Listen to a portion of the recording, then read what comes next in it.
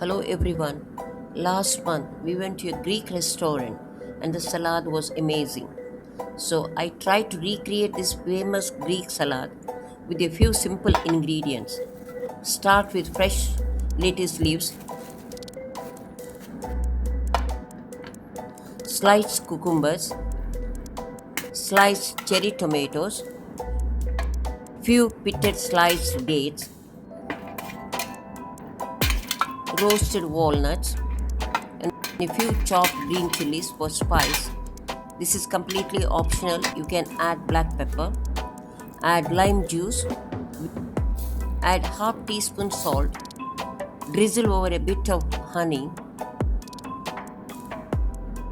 some olive oil, and 2 to 3 tablespoons of Greek yogurt. And just mix it properly, and there you have it. Let me know of this recipe in the comments below.